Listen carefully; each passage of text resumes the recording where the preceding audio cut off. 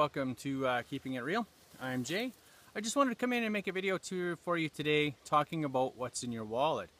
And that's those Métis membership cards.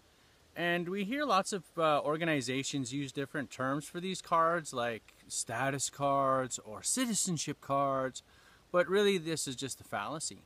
The reality is every Métis organization as it stands now is formed under the Societies Act or one of the other acts that require us to have a legal board and offer membership. Plain and simple. These membership cards are not recognized in any way, shape, or form other than a membership card. So if you have an organization that says, oh, they're going to give you citizenship within their framework, that is a myth. There's no government organization or any other body that recognizes these cards as anything other than membership in that organization. So there's no such thing as a Métis status card. There's no card that gets you, Métis card that gets you much more than your Costco card. So I think it's very funny that they would call these things things other than they are. It's misleading. And really it's just a piece of plastic that you personally take out with that organization to give them your support. The other thing these cards do not do is confirm your identity. You don't get a card from an organization that says you're Métis, and this card proves your Métis identity. The reality is you're Métis. You choose to take out a card with an organization because that's where you want your identity and your history to go to support that organization. And that's a fact. The reality is the largest Métis organizations in Canada right now thrive and exist because so many Métis people support them. That's a simple fact. So in Alberta, the largest Métis organization is the Métis Nation of Alberta. I believe it has just over 30,000 registered members. And so that's 30,000 Métis people who have chosen to make that organization their home and support that organization with their membership. That organization doesn't offer citizenship. To be a citizen, you'd have to have land to be a citizen of that land. We're Canadian citizens in Canada because the Canadian government has declared itself autonomously in control of these lands. Therefore, everyone living here is by definition now a citizen. This isn't true of the Métis, any organization. We don't have lands, and so we have membership roles, and we try to do the best to represent our members based on the numbers that we have. So I think the fact that there's people out there who'd say, oh, I'm a citizen because of my card, or I'm a Métis citizen, really there's no such thing. You're a member in an organization, and that's a plain and simple truth. The other thing I wanted to talk about today is the way lots of these organizations are structured. And that is in the typical fashion that we're legally confined to, and that is with a board structure. So you have your basic 5 board positions. Your president, your vice president, the secretary, treasurer, and then you can have any numerous other board members. And you can call these positions anything you like. You can call them the president. You can call them chief.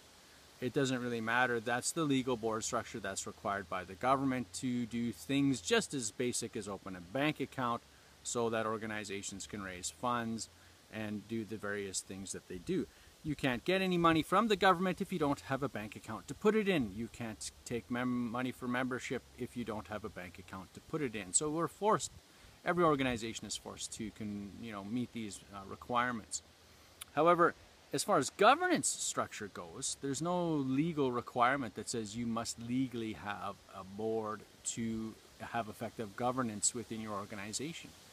The governance structure can take anything it likes. So the sad part is, for me, is that these organizations haven't taken the opportunity to create a governance structure that represents Métis people, their interests, or their communities. They maintain this top-down governance structure with this person at the very top and everybody else below them. And there's all kinds of organizations that do that, right from the some of the longest ones we have to even the very new ones that just start up. Whether they've got 5 board positions or 25 board positions, they're all the same structure. And this is very disappointing because we have a great opportunity to have a much more grassroots, community-driven organization like the Métis Society is, where we build and work on consensus, and then we have the board carry out the directives of the community. And this is simply is not something that's done very often, and it's kind of disappointing. So it's our encouraging, and we at the Métis Society, me personally, try to encourage other people to look to a broader horizon when it comes to forming their organizations and their organizational structures, that they should be much more inclusive, much more community driven.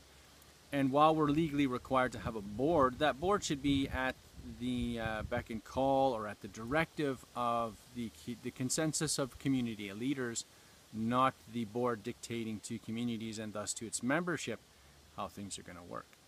So those are the two things I want people to keep in mind when we talk about Métis identity and Métis politics, is that there is no such thing as a Métis status card. I think my Costco card probably gets me more benefits than most Métis membership cards would today. There's government issued cards, of course, that are a bit different. They're harvesting cards for Métis individuals, and that's a government issued permit, and that's very different from any Métis organizational permit. So it's to keep in mind that there's government issued ID for Métis people, but that's in regards to special privileges or rights that they feel you have. But there's no Métis organization that can issue you a card. No citizenship card anyway, no intrinsic status card that's going to get you something that somehow, if you get this card, you'll have rights. And there's no card that either confirms or denies your identity. That is yours and yours alone. These organizations only seek the proof or to verify your identity, and that's it. Even ours, if you are seeking to support us in what we do and want to put your membership with us, all we do is ask for verification so that we can vet the people who we say we represent as an organization and the people who are part of our organization.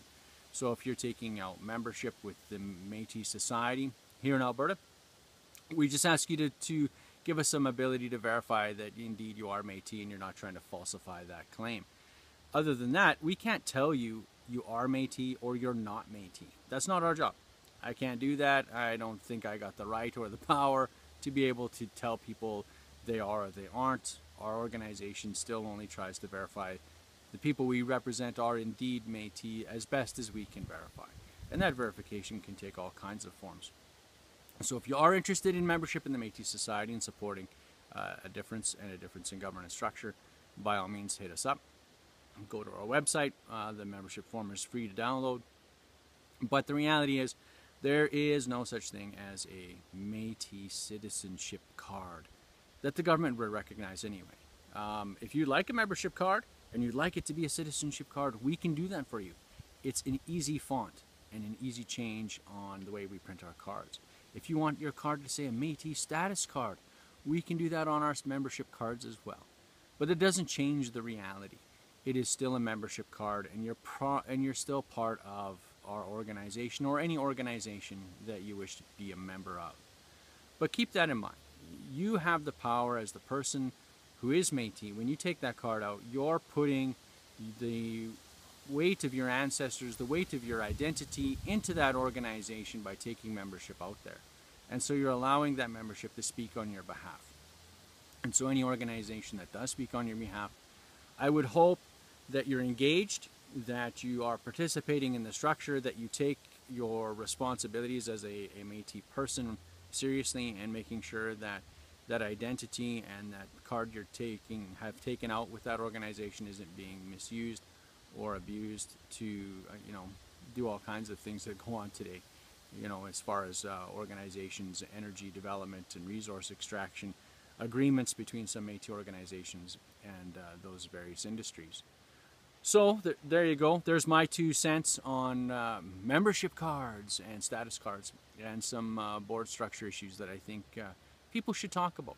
And we should have an engaging conversation about how we form organizations and how we represent Métis people and those who choose to take out membership in our organizations. So again, if you like the video, hit the like button, subscribe. We're going to be coming out with a couple special giveaways here coming soon, so stay tuned for that. And by all means, check out our podcast on Podbean called The Jig Is Up. And until next time, keep it real.